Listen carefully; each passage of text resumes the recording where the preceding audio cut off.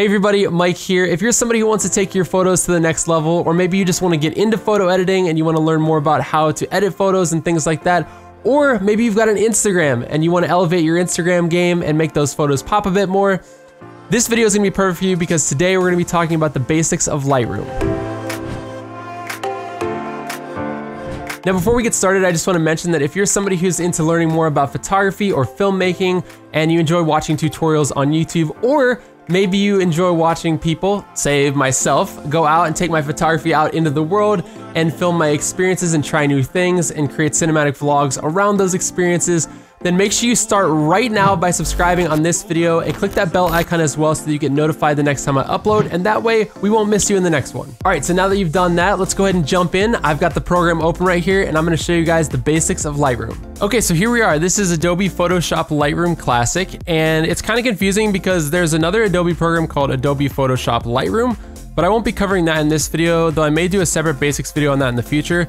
But Lightroom Classic, as shown here, is like the full desktop version of Lightroom, and it has more functionality than the non-classic Lightroom, but honestly, nearly everything I'm gonna show you in this video can be done in both programs. So because this is a basics video, I'm gonna try my best to keep this video as basic as I can.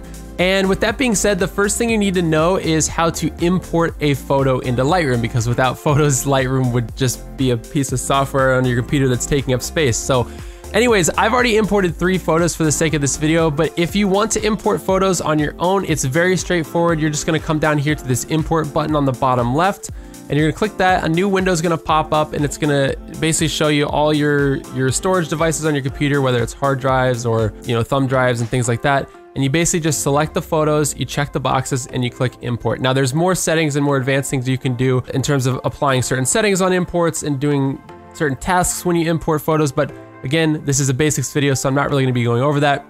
So for the sake of just understanding, I have already imported 3 photos here today to sort of show you guys. So the first one is a sunset photo from a trip that I took to Hawaii last year. And then another one is a mountain photo from California. And then the third one is a picture of my very adorable dog, Remy, who's sleeping in the photo and is sleeping right now while I'm filming this video. So now that you've imported your photos, the next thing you want to pay attention to are these tabs here at the top. So there's a bunch of tabs.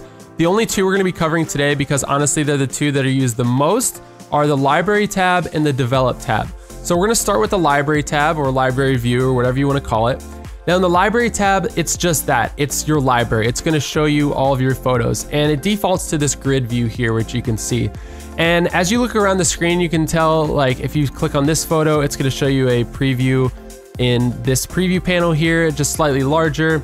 Over here on the right hand side, you can see the histogram. We're not going to be talking about what the histogram means in this video, but in terms of photography and stuff like that, histograms are very important. You can also, right below the histogram, you can already see some really important photo capture data. So just by clicking on this photo here and looking over at this box, I can see that, all right, my ISO on this photo was, when I shot this, was at 100. I shot it on an 18mm lens. The aperture was f8 and the shutter speed was 1/500th of a second. So you can kind of get some really quick, awesome information just by this panel here. Over on the left-hand side are folders. I don't really have anything set up right now, but this whole window and panel over here in the library view is great for organizing your photos.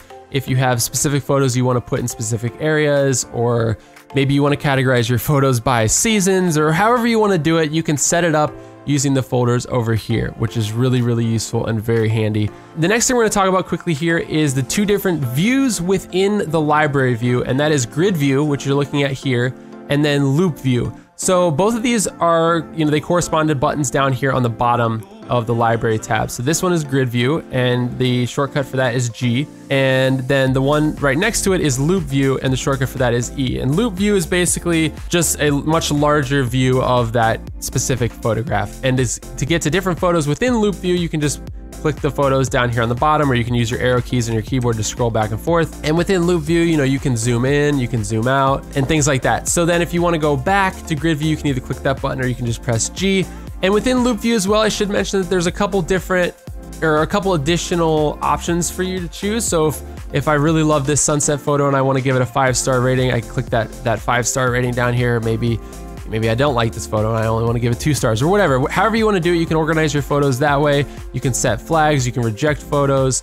And then if you have a rating on them, then when you go back to the grid view, you'll see a little star rating underneath. Don't be upset though, because if you're in grid view and you want to add a star rating to a specific photo, you can hover over it and you can click the little 5 dots that appear right below it, or you can right click that photo specifically and go to set rating, and then you can set whatever rating you want.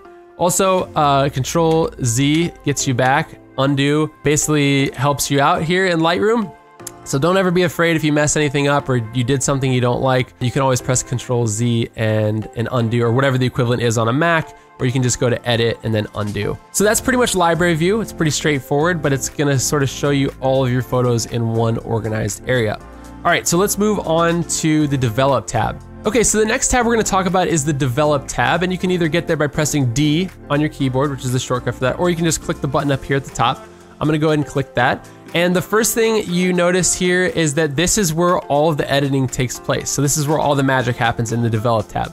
And the first thing you see is the histogram. Well, the first thing you see is your photo, obviously, but then over here on the right, you're gonna see the histogram, and below the histogram, again, you're gonna see that important photo capture data that you saw in library view. It's gonna kind of tell you some information about your photo and how it was captured.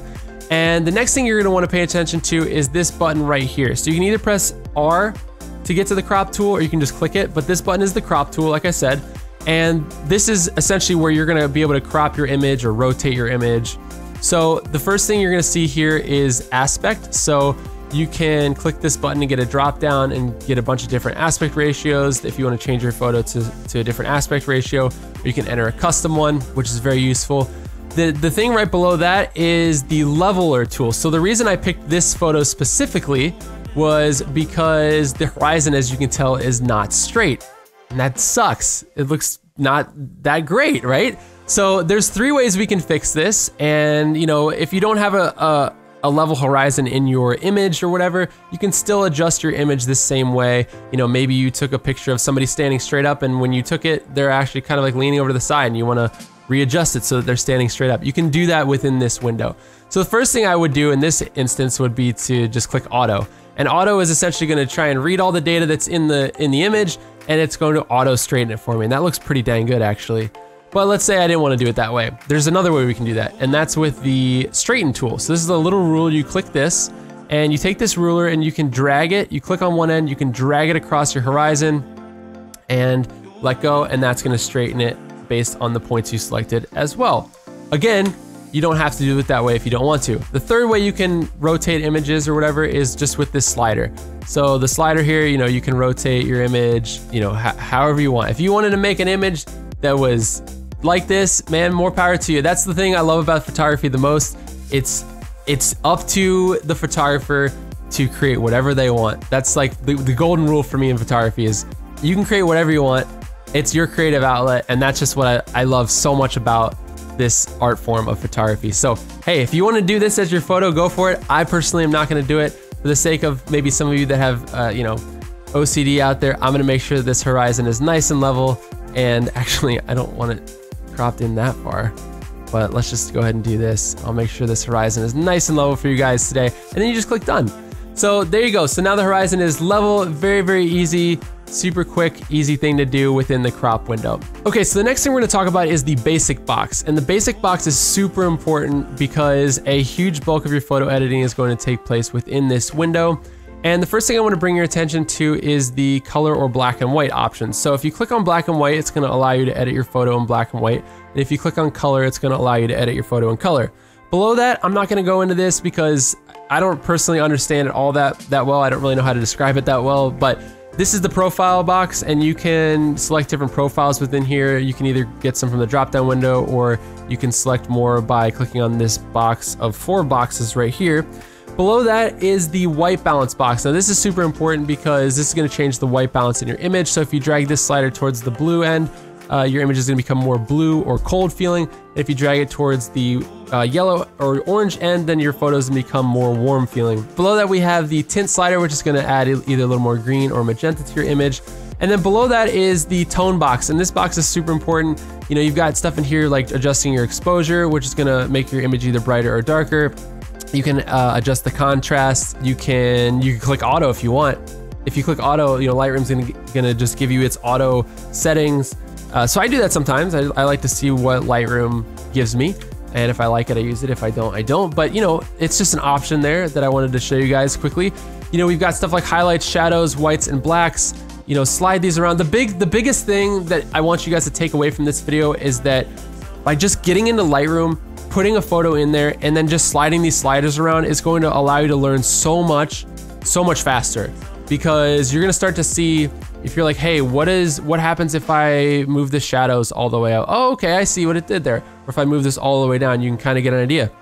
So I do that a lot still. I've used this program for years, and even when I edit photos now, sometimes I'm like, hey, what happens if I adjust this specific thing all the way up? Like I usually know what it's gonna do, but I kind of wanna see what it's gonna look like. So that's one of the biggest ways and the fastest ways you can learn in Lightroom, is just to get in there and just start sliding things around and seeing what changes what and how you like things. Or, you know, maybe something works for a certain photo, but it doesn't work for another photo.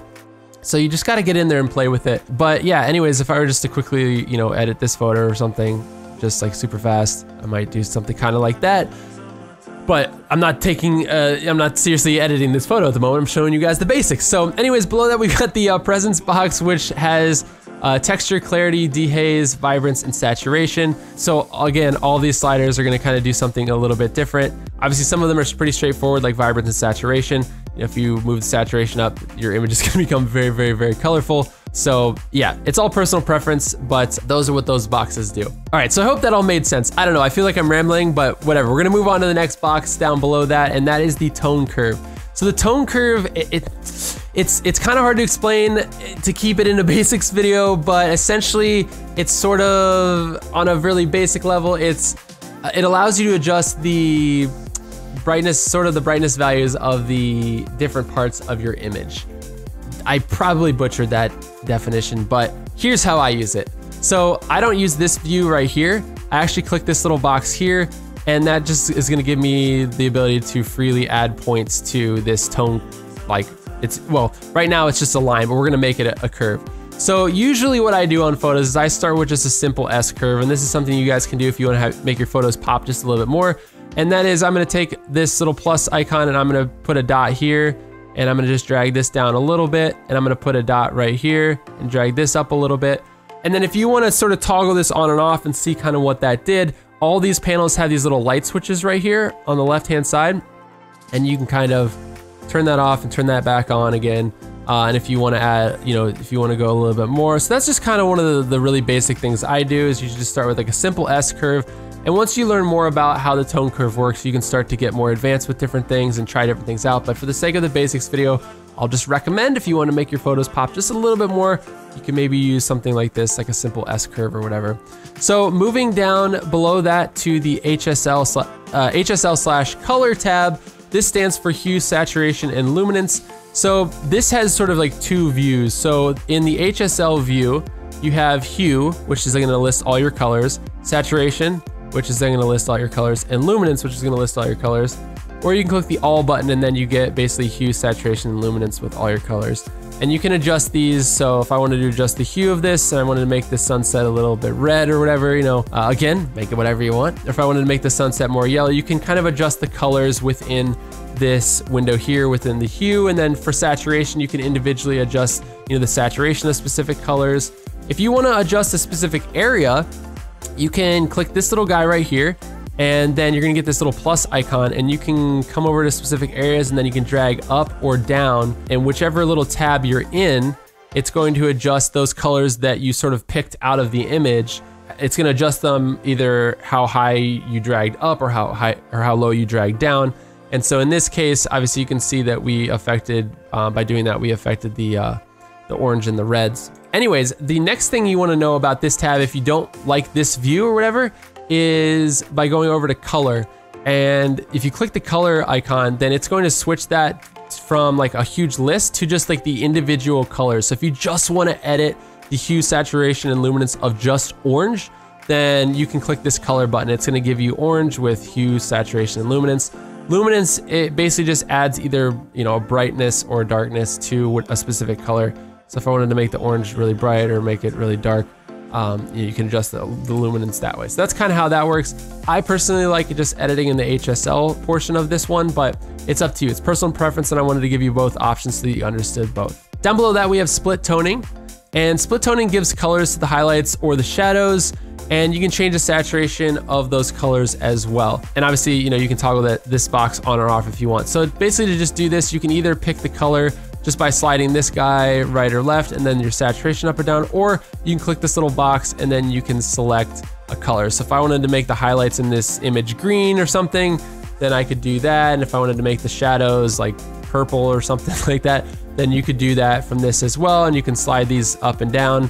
For the sake of this video, I'm not gonna do that, but that's kind of how the split toning sort of works. Again, just get in there and play around with it. Split toning is a little bit more advanced. It's harder to master in my opinion, but it can be very useful in specific images. The detail box is below that, and this box is pretty straightforward. You can either add, you know, sharpening to an image, or do things like noise reduction. So if you've got a lot of noise in your image, or you shot an image at a really high ISO or something, and you've got a lot of grain in here and you want to reduce some of the noise in that image, you can adjust the luminance slider here under noise reduction and kind of dial that back. I'm not really going to do that for this video because I don't feel like it needs it, but anyways, you get the idea. And that is the detail box. Below that is one of my favorite boxes, and that is the lens correction box. And this box is amazing. We're gonna switch over to this other photo because I wanna show you guys what this can do. So one of the great things about Lightroom is that it's pretty much got all of the modern lenses, like any lens I've really ever used, it's got the profile built into the software where it automatically knows what lens that was shot with, that your photo was shot with, and it will correct accordingly based on that lens. So this is honestly one of the first things I start with when I start editing, and I'll usually always click remove chromatic aberration. So the next button here is to enable profile corrections, and this button is awesome because if you have like a wide lens and your lens has like a lot of vignetting or something, which if you don't know what vignetting is, it's basically where the corners of your image are a little bit darker than in the middle, then this button will remove that for you. So you can just click that, and it'll also adjust for, you know, wide angle lens distortion or whatever. This is the reason I picked this image, but you can kind of see how that changes as I toggle this on and off. So going back to our first image that we were working with here, the transform box is right below the lens corrections.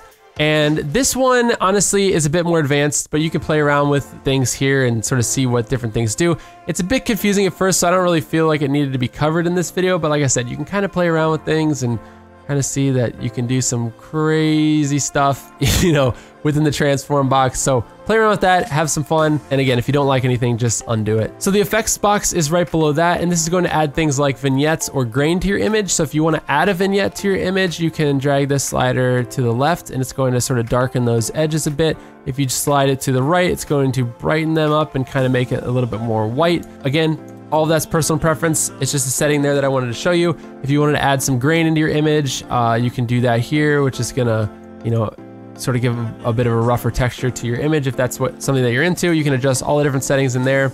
Again, a little bit above a basics video, but something I wanted to point out. And then the last box below that is the calibration box. And this box is a feature that Lightroom Classic has over regular Lightroom. So regular Lightroom does not have this calibration box. And this calibration box is one of the main reasons why I use Lightroom Classic. And what it allows you to do is to sort of change colors a bit further. Honestly, it's really kind of hard to describe, so I'm not really gonna try, but essentially you can, again, just drag colors around and drag sliders around, see what certain things do and how things can be adjusted. A lot of times I might start with the calibration box and then I might edit certain colors, and then I'll come down to the calibration box again and adjust things from there further. So again, your workflow kind of depends on how you want your photo to look, but I wanted to at least let those of you that may have Lightroom Classic, at least let you know that this box is down here and you can mess around with that. So after you're done editing your photo, how do you see your before image? What if you want to compare it to what it was before? Easy, easy. All you got to do is hit the backslash button, and that will give you a preview of before and after. And you can see down here where it says soft proofing, this is going to change to before. So if it's on this, then you can see, okay, that's my before image, this is my after. And so that's kind of the shortcut on how to see your before image and your after image, something that I do all the time just to make sure and just check and see, hey, how far have I come? How does this look? Do I like the final result? things like that. Okay, so the last thing you need to know if you're happy with how your image is how to export it. So exporting is very easy. You just come up here, you go File, you go to Export. A window is gonna pop up. It's gonna ask you where you wanna save it. You give it a name, and then you can do some different settings down here. You can adjust the size of it and some different settings, and then you basically just hit export. It's gonna save it to your computer, and that is that. All right, guys, so that's gonna do it for this video. Thank you so much for watching. I really hope you enjoyed it. If you did, please be sure to hit that thumbs up button and make sure you share this video with a friend. Also, don't forget to subscribe. Click that bell icon as well so you get notified the next time I upload a new video. And guys, thanks again for watching. I really do appreciate it, and I will see you in the next one. Peace.